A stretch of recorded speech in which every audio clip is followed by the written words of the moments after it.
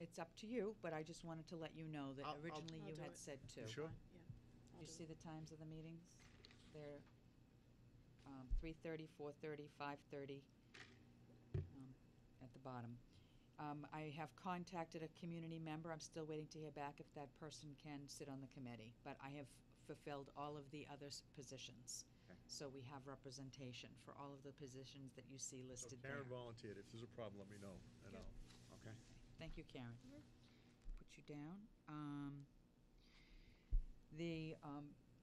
So I will be confirming, I'm a little behind on the confirmation of the interview schedule, just waiting to fill in those last 2 slots. So hopefully tomorrow I'll be able to send an email out to everyone.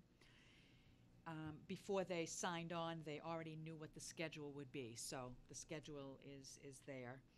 And then what I'll be doing this week is soliciting interview questions from interview committee members.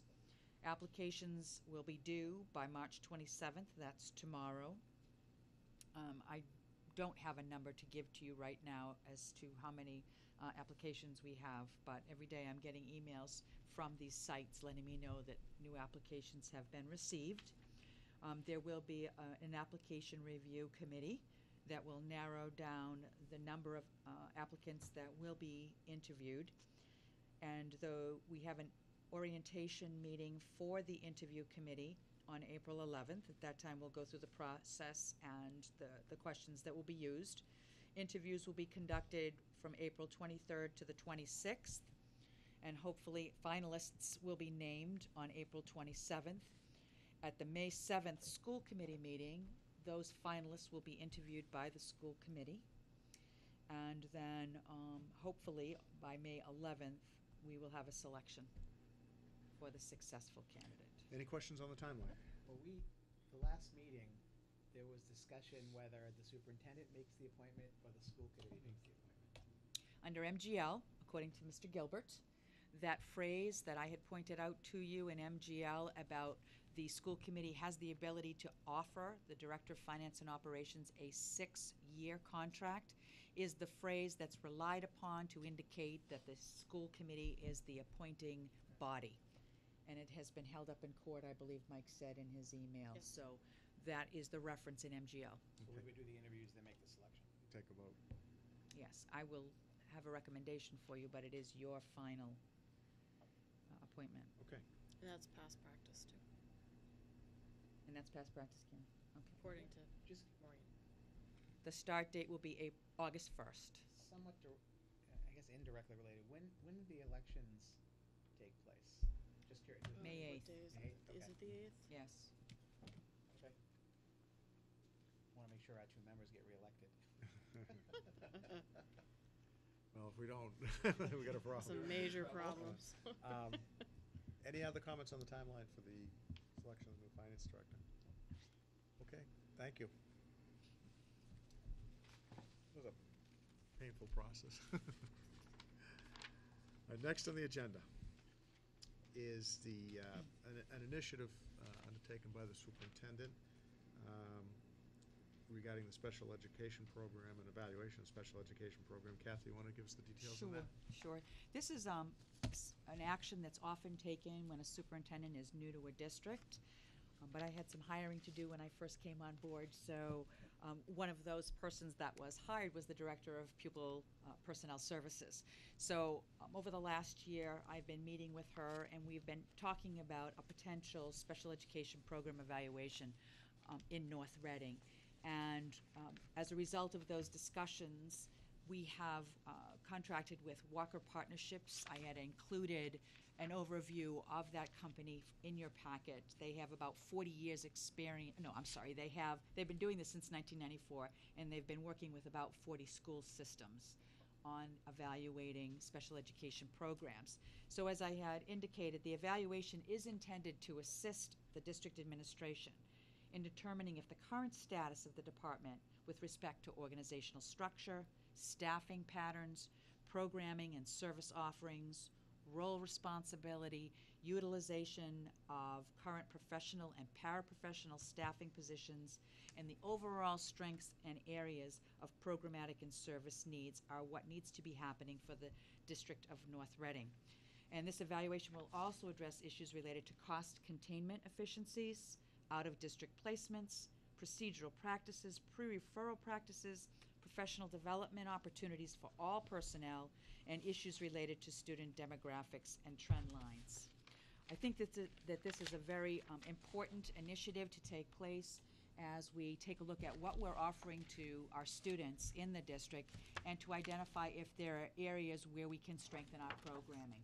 So the scope of the service will include observations by two individuals, Mr. James Early and Mr. Robert McCardle. I've already met them. I know of one of the gentlemen in my work in school districts from the past, and they will conduct observations in the schools. They'll implement walkthroughs. They will have 24 interviews of staff. They will take a look at all of our documents, and they will review those documents. And then they'll provide a written report for us with commendations, factors affecting implementation of programs and services, their findings, and then detailed recommendations for us as a district that we can choose to follow or discard. I think this is an excellent idea. I really like it. Any other comments? Have we done this before, Kathy? Do you know? Do you see any I do documentation not or evidence know. of this? I don't think, not since I've been on board. Okay, 10 years. That's 8 not in years. 10 I- years. I I think like this would the have been idea. useful the first year I was on the committee. Yeah, I like it very much. This will be paid for through the Program Improvement Grant. It's a state grant, so That's this even is, better. we're using grant Yeah. funds. That's even better. I mean, this is great. I think it's a great initiative. Okay, you'll keep us posted then? I will keep you All right. posted.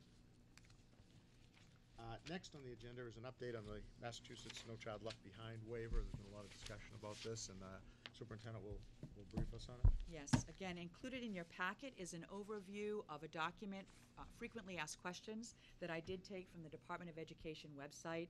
There were also articles on the MASC website, which is the School Committee Association, as well as other articles that had been written by the commissioner. But I thought this was the most succinct. I provided some underlining for you to really emphasize some of the most important points. I'm not going to go through it all, but I do think some of it is noteworthy. The first question asks, why did the U.S. Department of Ed offer the states to take an opportunity to seek flexibility from the aspects of No Child Left Behind? And the answer is simple. There's been a rising number of districts and schools that have been judged inadequate under NCLB, including Massachusetts. And so this led the U.S. Department of Ed in September of 2011 to invite states to seek a waiver of specific requirements. So it's not a waiver entirely, but of specific requirements.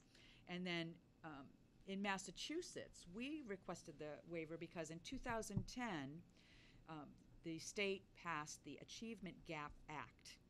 And at that time, or since that time, Massachusetts has been operating under a dual accountability system, its own state accountability system as well as the federal accountability system. And so what's going to happen now is Massachusetts will enhance the state's 5-level framework for district and school accountability and assistance, and that's a good thing. So on number 3, it says, what are the major components of the Massachusetts waiver request? There are 3.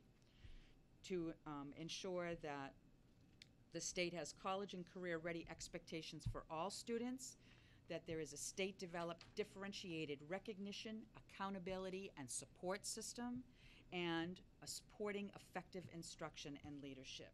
If you take a look at number 5, it says, under the waiver, what will change regarding support?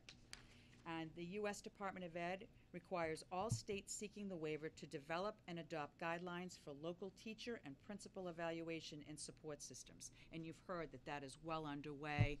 We'll be giving you a future report through the evaluation subcommittee of some of the highlights of what's going to be taking place.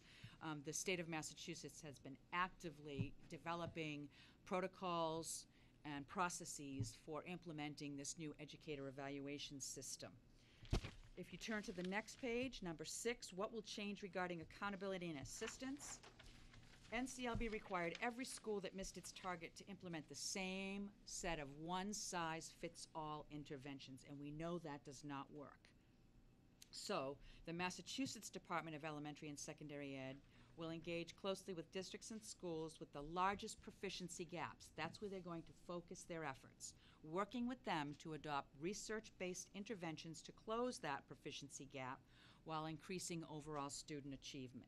So starting in the summer of 2012, this coming summer, schools and districts will be classified in one of 5 accountability and assistance levels. Schools meeting their proficiency gap closing goals will be placed in level 1.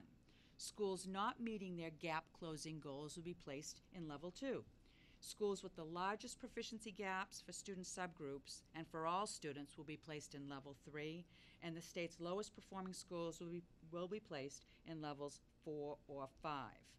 Districts will be placed in a level based on the performance of their lowest performing schools.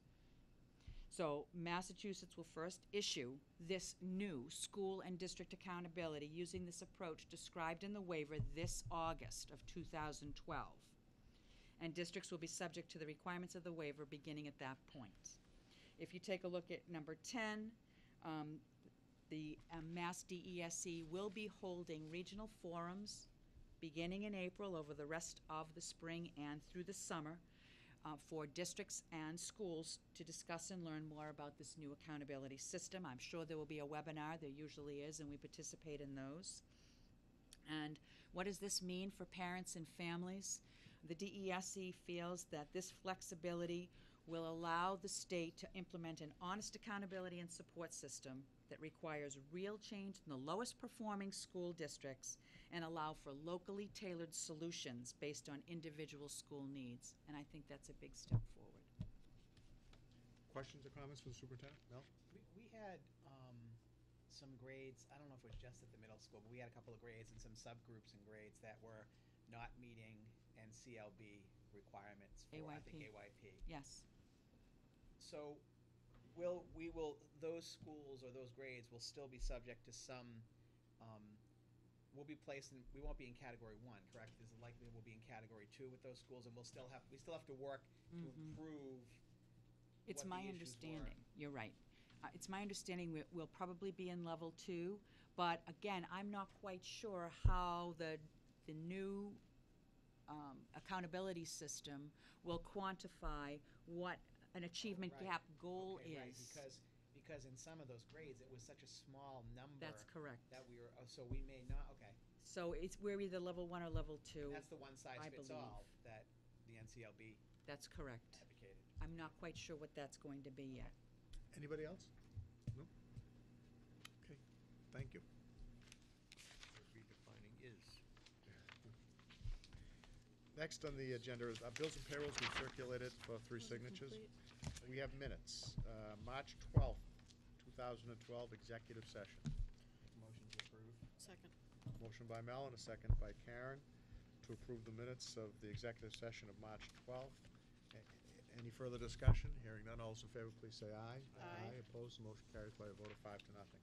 We also have minutes from March 12th, 2012, the open session, regular session minutes. Make a motion to approve. Motion by Karen, second by Mel. Any further discussion? Hearing none, all those in favor, please say aye. Aye. Opposed, none, motion carries by a vote of 5 to nothing. Subcommittee updates. The only subcommittee meeting that we had was on March 22nd, and Mr. Webster's going to report on the Northam board meeting. No, he's not, because he was unable to attend that meeting. He was. I will tell you, however, a couple of issues, and I've actually talked to Rob Carboni briefly about this.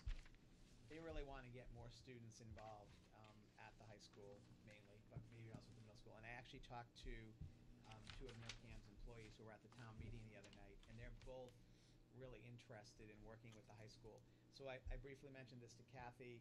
I think probably the best way to make this happen is for Rob to speak to Kathy, or for Kathy to work with the employees. And the 2 employees I spoke with suggested even coming, if they could have an information table in front of the cafeteria, you know. I can't imagine kids wouldn't be interested in Right, that. and they have, the studio down there, they're getting all new equipment, and they're getting robotic cameras and all HD equipment. It's pretty cool.